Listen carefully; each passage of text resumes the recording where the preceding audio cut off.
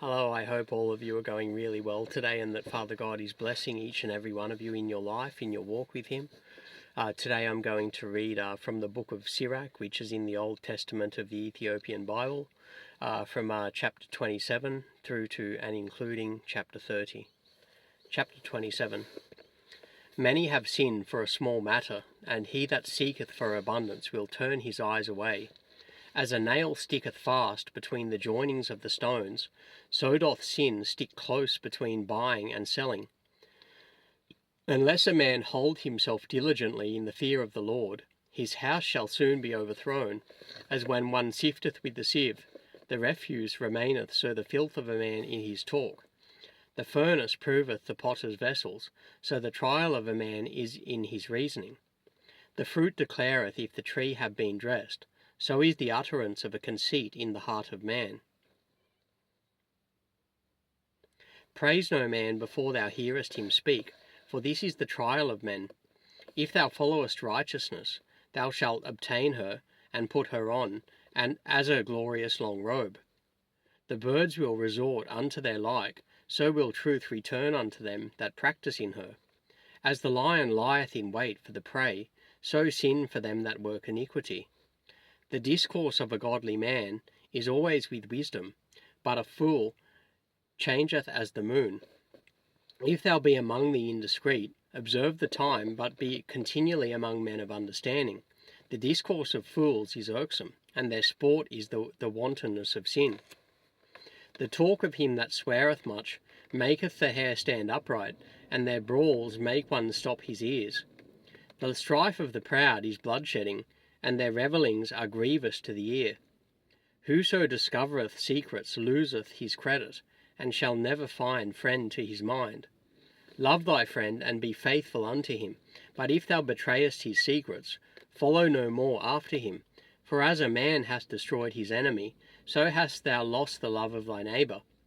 As one that letteth a bird go out of his hand, so hast thou let thy neighbour go, and shalt not get him again. Follow after him no more, for he is too far off, as he is as a roe escaped out of the snare. As for a wound, it may be bound up, and after reviling there may be reconcilement. But he that betrayeth secrets is without hope. He that winketh with the eyes worketh evil, and he that knoweth him will depart from him. When thou art present, he will speak sweetly, and will admire thy words. But at the last he will writhe his mouth, and slander thy sayings. I have hated many things, but nothing like him, for the Lord will hate him. Whoso casteth a stone on high casteth it on his own head, and a deceitful stroke shall make wounds. Whoso diggeth a pit shall fall therein, and he that setteth a trap shall be taken therein. He that worketh mischief, it shall fall upon him, and he shall not know whence it cometh. Mockery and reproach are from the proud, but vengeance as a lion shall lie in wait for them. They that rejoice at the fall of the righteous shall be taken in the snare, and anguish shall consume them before they die. Malice and wrath, even these are abominations, and the sinful man shall have them both. Chapter 28. He that revengeth shall find vengeance from the Lord, and he will surely keep his sins in remembrance. Forgive thy neighbour the hurt that he hath done unto thee, so shall thy sins also be forgiven when thou prayest. One man beareth hatred against another, and doth he seek pardon from the Lord. He showeth no mercy to a man which is like himself, and doth he ask forgiveness of his own sins. If he that is but flesh nourisheth hatred, who will entreat for pardon of his sins? Remember thy end, and let enmity cease. Remember corruption and death, and abide in the commandments. Remember the commandments, and bear no malice to thy neighbour. Remember the covenant of the highest, and wink at ignorance. Abstain from strife, and thou shalt diminish thy sins, for a furious man will kindle strife.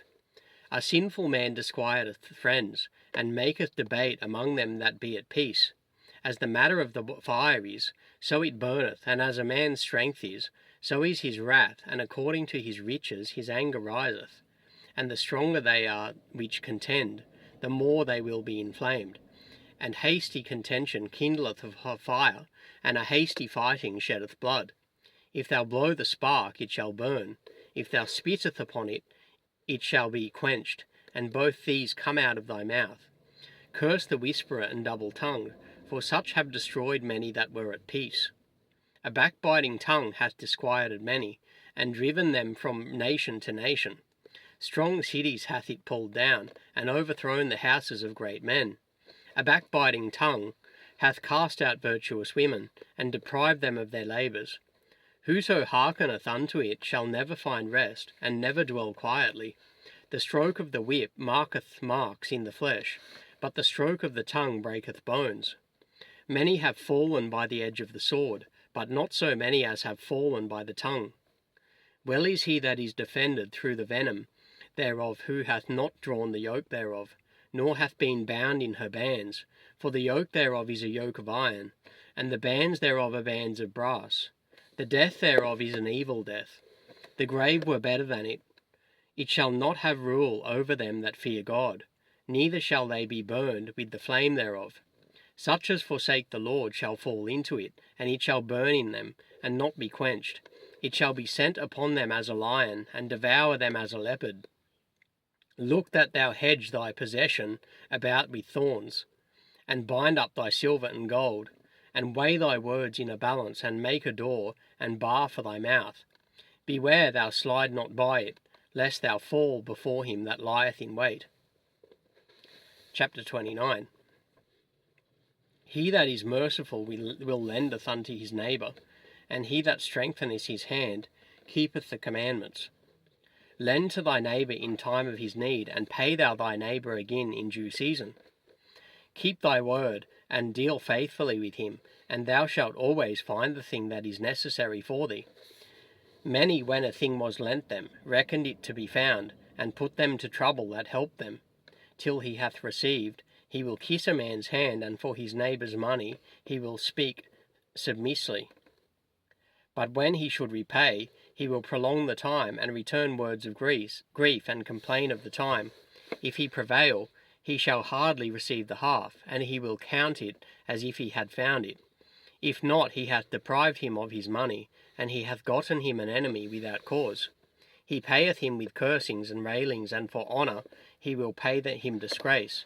Many therefore have refused to lend for other men's ill-dealing, fearing to be defrauded. Yet have thou patience with a man in poor estate, and delay not to show him mercy.